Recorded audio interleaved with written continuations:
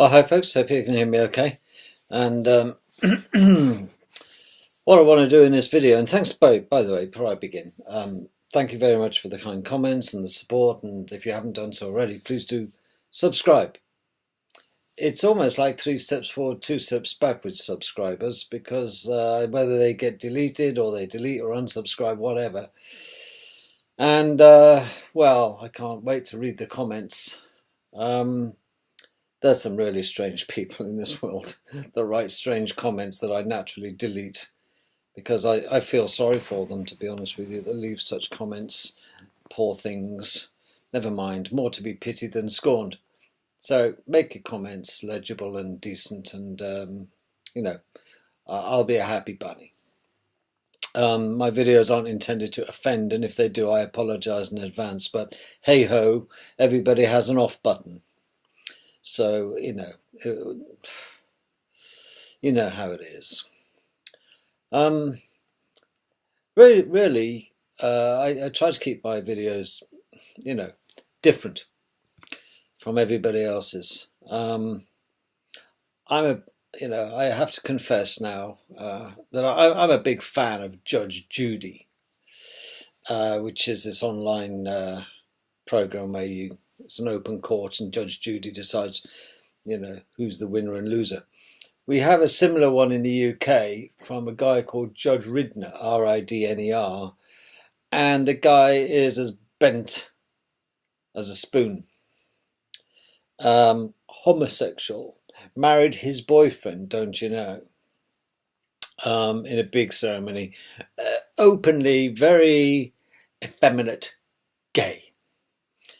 And the whole show is flunked because they try to copy Judge Judy, and it's an embarrassment. It's a national embarrassment to have Judge Ridner presiding over cases. Now, it shouldn't make much difference, to be honest, but he over-eggs it. This is a baking saying: when you put too much egg on top of things, it's just, Judge Ridner is more camp than camp. And it's embarrassing, quite frankly. So everybody who views that in America thinks that Britain's, possibly right, Britain's legal system is bent as a bottle of chips, but it bent in many other ways, apart from homosexuals. No, they're more paedophile, to be honest with you, our judges. They're more into paedophiles, a bit like the politicians. Most of them have a paedophilic inclination. Well, it's a man on man, the homosexual types. They're not really interested in little girls. They're more interested in little boys. Truth be known, I don't know why that is. To be honest, do they see girls as dirty? How very dare they? No, they go to public schools and they all do the daisy chain, don't they? Yes, the daisy chain. I'll try and keep it a family show for now, but the daisy chain is where you put all your beds in the dorm in a circle and you reach out with your right hand to your mate next door, nudge, nudge, and grab hold of something and give it a shake. And the first one to blow their stack, if it makes sense to you, is a winner. It's ideal for those suffering from premature ejaculation, I suppose. I don't know, but there always seem to be winners. Never mind, but such is our legal system. But it strikes me, I don't know about you, but certainly for me, I was until I was old enough to know better, I was always very worried about what other people thought of me. People I don't even know. Now, quite frankly, why should I give a crap about what other people think of me? I'm face bothered. No, I'm not bothered. Why should I be? Because if we're not careful, we'll find ourselves deciding on what we're going to wear today. And I can't wear that. What will they say? Well, who are they? Who's that? Who do you mean they? Well, people. Well, why should you worry about what people say? Because we don't want the ridicule, you see. That's what it is. Well, if I wear that, which I really would like to do, they're going to criticise me. So we're all scared, aren't we? We're all scared of being criticised and condemned and, oh dear, not fitting in, square peg, square hole sort of syndrome. And this is what uniformity means. I mean, in China, everybody wears the same bloody clothes, so there's no arguing about it. There's no originality in China, apparently, but look at the royals in China. Look at the leaders. I'm sure in private they dress with what they like. Heaven forbid the commoners get caught wearing such things. But we do find ourselves worried about what other people will think. Oh, I've got to go to the doctor's tomorrow. I better have a bath. Well, that's a good idea. A, because it's good. Or a shower. That's very nice. But I better have they'll only have a bath or a shower because they're going to go to the doctors, or they're going in from the outpatient clinic and stuff like this, or they're going to a nightclub and they spend hours getting ready, and the girls are the same, makeup and they why, what's taking you so long? Well, you want me to look nice, don't you? You always look nice to me. I'm whatever keeps you happy. Why are you spending so long trying? What are you getting dressed up for? So, who are you trying to impress? That's what it's all about. We all live in this Walter Mitty world of having to dress to impress. To impress who? And even if you don't impress them or do impress them, big bloody deal. Because I'll tell you something, and I latched onto this pretty quick in my life, whatever they think of me, quite frankly, I don't give a shit. And when you apply that principle to your life, you're free. You're free of having something, this feeling of being looked upon all the time. And unfortunately, this is engendered by our parents who initially dressed us as children. Come on, you want to look nice. That's it. Comb your hair. You can't go out with hair. You can't go out with hair like that. Why not? Well, you've got to comb your hair. Why do we comb our hair? To comply, because we want it to look neat and, oh, I like my hair like this. No. You've got to put a parting, and you've got to, apart from the hygienic side of keeping clean and presentable, which you should do for yourself, never mind anybody else. I get it. I do get it. Because a certain thing, or personal pride. But if you fret and worry about what will the Joneses say, what will the others say, you're on a loser, because you will never please all the people all the time. And even if you do please them, I've pleased them all, and they're really, they all think I'm nice and I dress nice. So what? So what if that's what they think? How does it affect you or me? What they think about me? I don't give a rip. And the only time you're ever going to be free, truly free, is when you stop doing things to impress or gain the approbation and praise from other people, and realize is that they too, out there, the critics and the gossips, they have their little peccadillos, their little faults, don't they? Oh, for sure. I'm sure they fart in bed. I'm sure many of them don't wash their hands after going to the toilet. They burp. They fart. They smell too. They have sweaty feet. They have a sweaty ass. And believe me, even the Queen has to wipe her ass. Okay? She doesn't produce feces that smell of flowers, folks. She truly doesn't. Well, there we are. Having said that then, moving on. Why do we worry? And we do worry throughout our lives what other people think of us, because we want to be thought of in nice ways. But then when you analyse it, does it make the slightest bit of difference? Does it really make a slightest... Well, okay, it might make a slight difference to you. But why do you put such gravity on that opinion?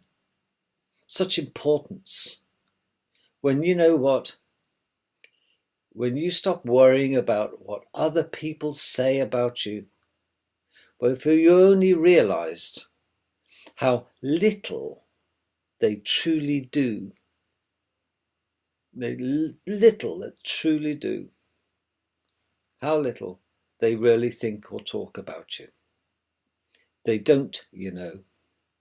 You are just one speck of an attention span in their whole day, and that speck can last for half a second or a minute tops. Well, so what? You may not be aware of it. You probably won't, because most people backstab one another. They talk about each other. And the reason they talk about each other is because it makes them feel better than you. But you know different. You see, it's really tough because we're engendered, it's brought into our lives so early, gossip, because we find it fascinating. We learn this during our social intercourse at school, interacting with other kids, tittle-tattle, telling tales, Chinese whisper. We all know what that is. And at the end of the day, you know, we're born, we live alone, we'll put in a box alone, and we're gone.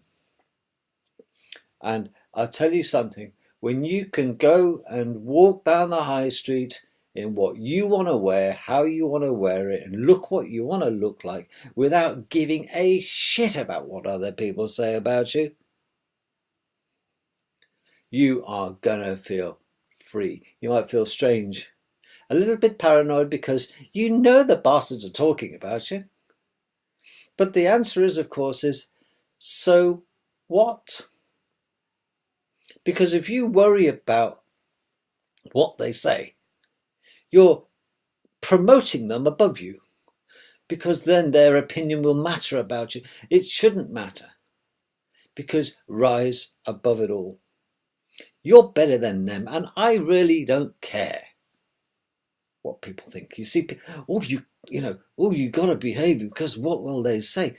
I don't care. What will they say? You tell me what they will say. Oh, is that what they'll say? Well, it doesn't make any difference to me. I'll wear what I bloody well like. I'll dye my hair to whatever colour.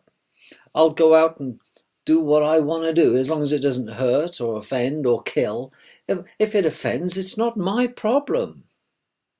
It's their problem for letting it offend them. Why don't they turn their attention to something more favourable for them and take their eyes off me and stop being so critical? Because, to be honest with you, when you point one finger, 10 point back. And yet there are so many people don't realise that the critics often get criticised. Well, you show me, in this grand world of ours, a statue erected in recognition of critics throughout the world that have criticised.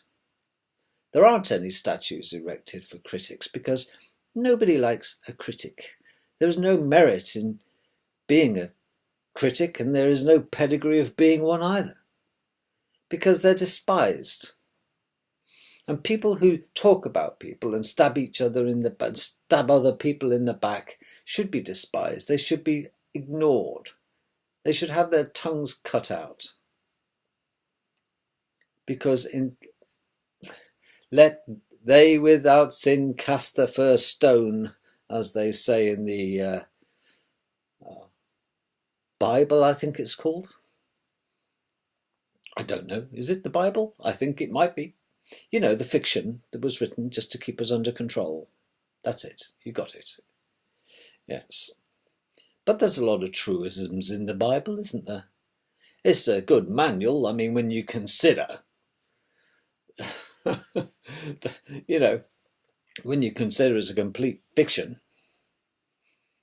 what is it? The sun died and then 3 days later rose again and turned water into wine. Really? Well, okay. Yeah, the sun would do that, actually, to be honest, the sun. Because when the sun sets, it's known to be died, didn't it? And, on its return journey, turning winter to summer and vice versa, it rests for 3 days before it's seen again. So it rises after 3 days. But then it shines, and how does it turn water into wine? Let's have a think about this. I know, it heats up the ground so the grapes grow and they mature and they turn water into wine. Well, grapes are fundamentally, 98% water, but then they go sour and they become wine by a process. But if it weren't for the sun, we wouldn't get the water turning into wine. So the sun rises and manages to turn water into wine. Well, Captain Obvious, you see how important the sun is? And when you sit and work it all out, there are many, many other stories that you can say that it is the sun god that people worshipped. Of course they did. They still do in many places. The Aztecs did. They slaughtered hundreds of thousands of people in respect of the sun god. They ripped their hearts out in sacrifice way before our Jesus. What a fiction that is. Well, moving on. I am a flat earther. Okay, yes, I'm truly am. I'm one of those. And yes, you would say more to be pitied than scorned, and many people would. But the evidence is overwhelming. They say, well, what is the big thing? What convinced me truly that we live on a flat earth? Shall I be honest about this? Common sense convinced me. Absolutely did. But the one thing that really, really, really convinced me that there is no curvature to the world is when I watched a ship go out of my view, allegedly quite a way away, and it sunk below the horizon when I was watching it on the sea. Most people say, look, it's going over the curvature of the world. It's disappearing over the bend. Okay. But you saw it a minute ago on my camera. Yep. But now I can't see it. Can't see it, look. See? So it's gone over the edge. Well, if you press zoom, the whole thing comes back. How do you manage to do that? Why is it, if it's over the edge, why has it come back? Have you dragged it back by focusing my camera and zooming in? That's the biggie. That's a biggie. And the other thing is, I'm inclined to not believe anything coming out of never a straight answer. That means NASA, N-A-S-A, never a straight answer. They've got an answer, brackets lie, for everything. Okay?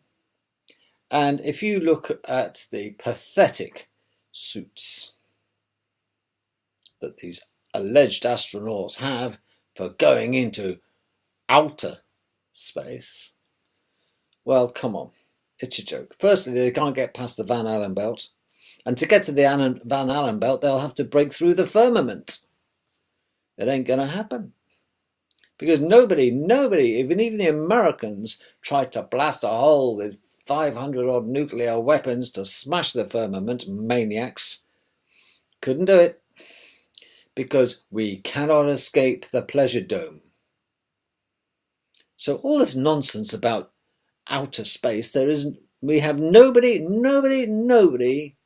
has been to outer space, and you can keep all the crap that's talked about Mars and the Mars buildings and all the other shit and the satellites, of which there are apparently 350 to 200,000 of them whizzing around. I thought satellites are supposed to be geostationary.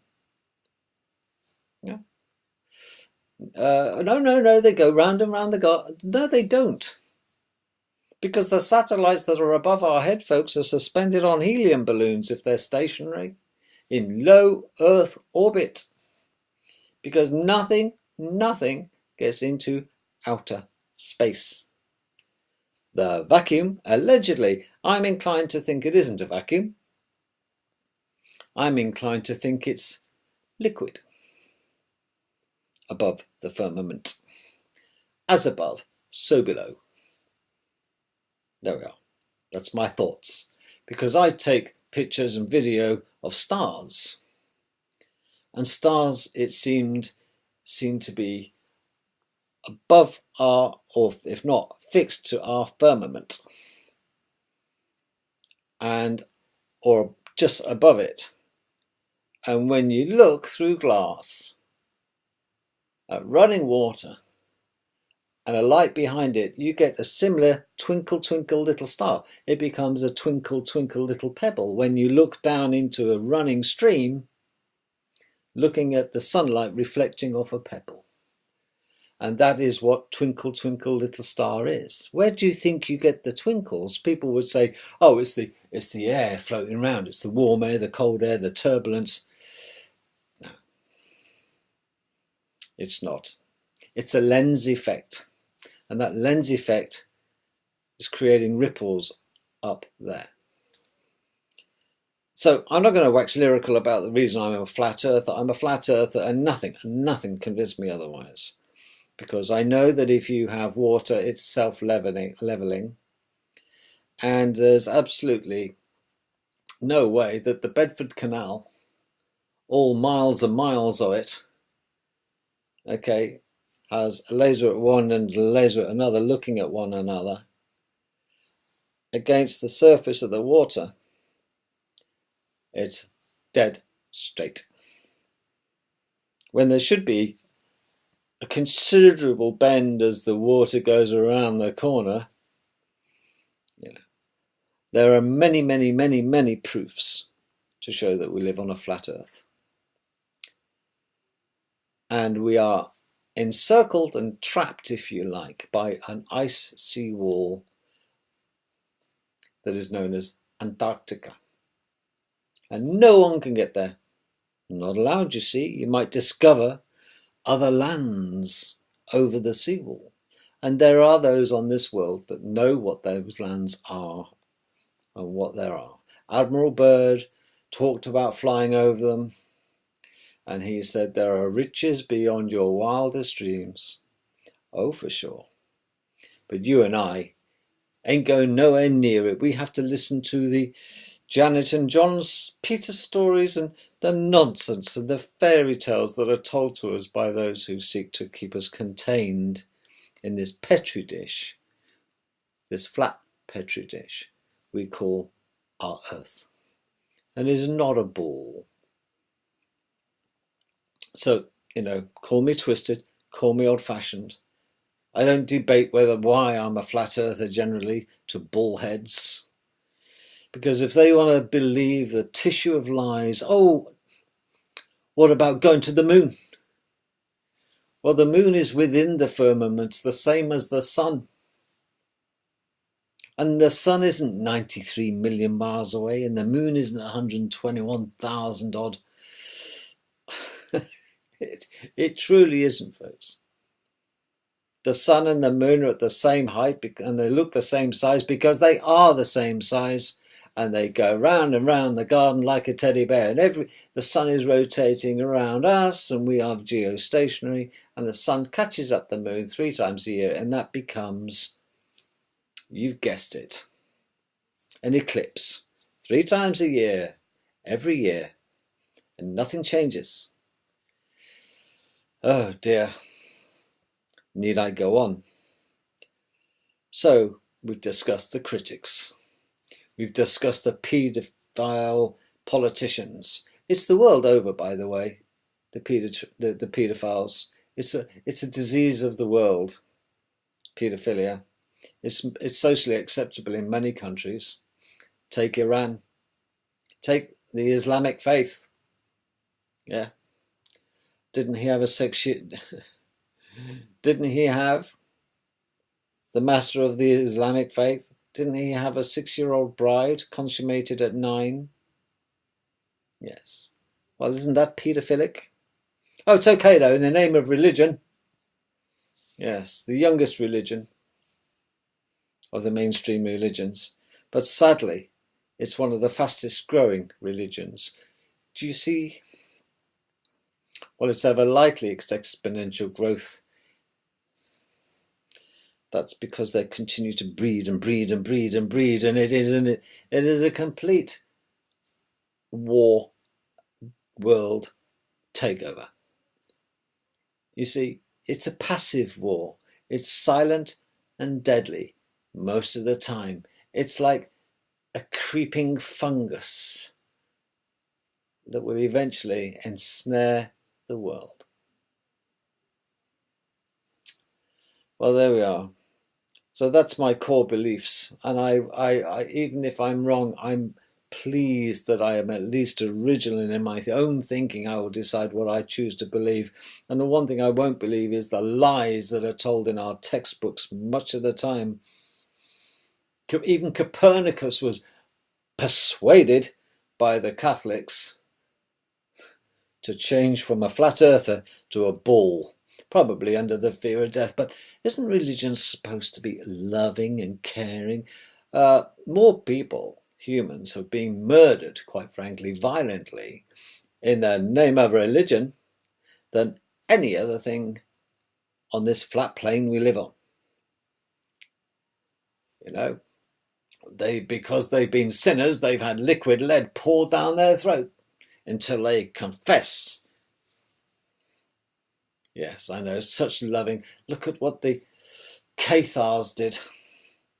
You know, the Cathars, Knights Templars, early parts, become Knights Templars. Of course, they invented the checkbook, for Christ's sake.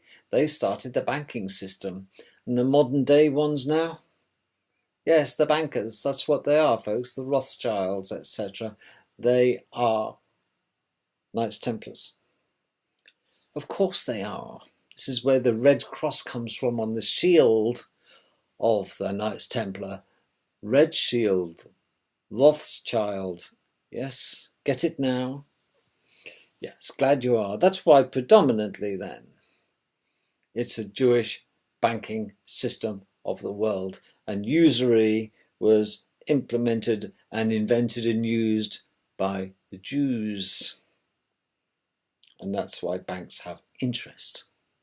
Except in, of course, countries in the Middle East who don't charge interest and usury because it's banned. The only country in the Middle East that allows charging interest is Saudi Arabia. Naughty boys. But hey-ho, Saudi Arabia, well, it didn't exist, did it, until Britain invented it? It's a joke. We appointed who the royals are going to be. All this royals from Saudi Arabia. What a screaming joke. They plucked somebody off the street and stuck him in and said, right, you're going to be king, and they're your family, and there's your, come out of your tents. We're going to promote you. We need a figurehead. And this is all this Prince Saud, the House of Saud. What a joke. Saudi Arabia was named after the Saud family. And it never existed until Britain bloody invented this country. What do? We just materialise out of nowhere, the House of Saud? No, it was appointed by the British. But other people like Iran and Iraq, now you're talking. Iran and Iraq and Syria, Babylon, for example. Well, that's Iraq, isn't it? It used to be. Before they renamed it, it used to be Babylon. Well, there's one country that started, or country folk from Afghanistan. Believe it or not. Oh, sorry, beg one. Iraq. Yes. Well, that part of town, they all pissed off. And they are now in Israel. But I tell you what, the core people, the head honchos in Israel, the ones that really matter, they want to go back to where they came from and re-establish Babylon And that is the primary reason this Middle East war is going on. It's got nothing to do with the oil. It's got nothing to do with the gas pipelines, folks. This is Israel wanting to claim back Babylon. That's what it's about. The smokescreen of all this nonsense about oil and the pipeline and gas. No, this war's been going on much before the use of oil and gas.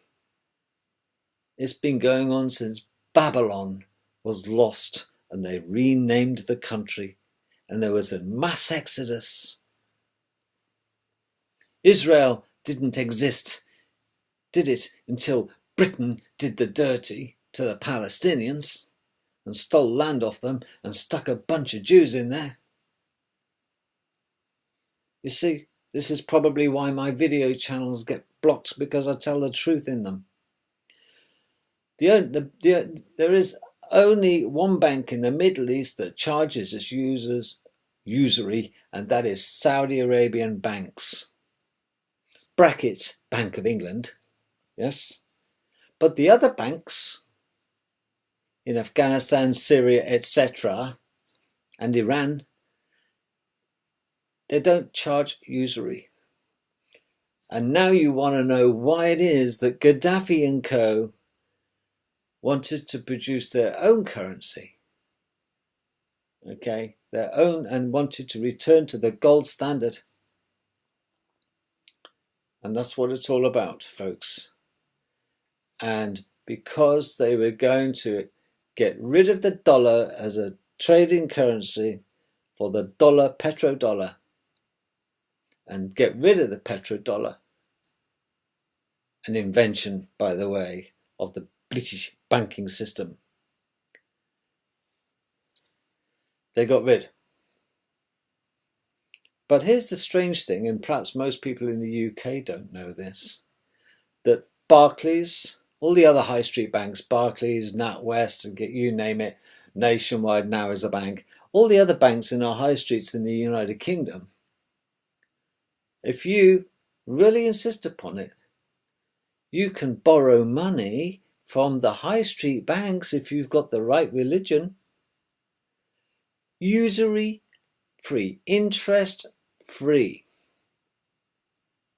because that way there is an administration charge for borrowing the money, but it is certainly not linked to an interest rate, because that's very naughty under Islamic law. So they don't charge them interest. It's only the peasants, i.e. those who are not of the Islamic faith, that get charged usury from the Jewish banks in our high streets. Surprised to know that, aren't you? You see, you scratch around enough and you'll find these little details, but they all add up together. It's like when Winston Churchill and Stalin and Hirohito, the Emperor of Japan, all got together, okay, in an airfield at the end of 1945, okay, they got together, sorry, it was between 1945 and 46, they all got together, these three arch enemies, and guess what? They decided where the pipeline from the Middle East was going to run. Okay? This is the three enemies. We're going to decide the route of the oil pipelines post-World War II. And the war was still going on. And for 2 years before the end of the war, these three bastards were in cahoots, deciding on where the pipeline would be laid for transporting the oil from the Middle East. How the hell did they know there was oil in the Middle East? Yeah, what a joke. There is so much history, folks, that we're exposed to as bullshit. And when you look and find the truth, it will set you free to realize is that what we perceive as real out there is a complete smokescreen to what truly is the agenda. And that's to keep us on the farm, busy, busy, busy, with trivia going in on our lives all the time, that we're so preoccupied to treading water, we forget that there's a beautiful world out there to be had, shores to be sunbathed upon, but we're too busy scratching a living and trying to survive, because that's all we are. Simple little worker bees. That's all. So let us not worry about what one worker bee says about another worker bee, because I'm telling you something, you talk about working class and middle class and upper class. There are no classes. If you work for a living, self-employed or not, if you work for a living, you are working class. End of. And that's a great leveler for 99% of the world's population who have to work for a living are working class. Everything else is bullshit. And these false layers of status are exactly that. False. I am no better than anyone else, yet nobody is better than me. We are exactly uniform, the same throughout the world. We just have different skin, different jobs, different clothes, different leaders. That's all. But the overall agenda is, folks, we will all do as we are told. And if you step out of line, woe betide you. Because the 1% that run this world have got it stitched up watertight. And we believe the shit that comes out of their mouths. And if they say it, they tell others to pass it on. And this is the science that we're taught. It's what we're led to believe, that oil is a fossil fuel when it provably isn't, diamonds are rare when they're provably not, etc., etc. And they tell us the bull that we live on is the earth we live on is a bull because they told them to tell us that. And it ain't. It's as flat as a bloody pancake. Do you see? But they're laughing all the way to the bank. The mugs swallowed the ticket after Copernicus and the threat of death. They went from flat earth realists, yes, to believing something so insane that we're spinning around at 1,000 miles an hour plus, and all the other guff. That's why I choose to believe the world is flat.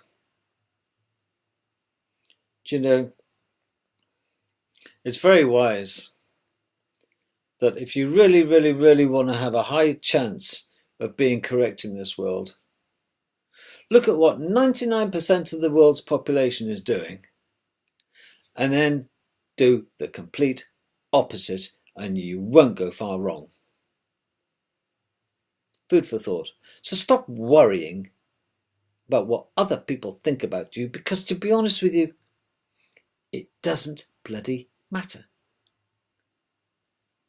They will, from sperm to worm, end up in a box, the same as you. It's just a question of time, place, isn't it? And you'll be back. You will be back. Love you all. Take care. Catch you tomorrow. Dib dib.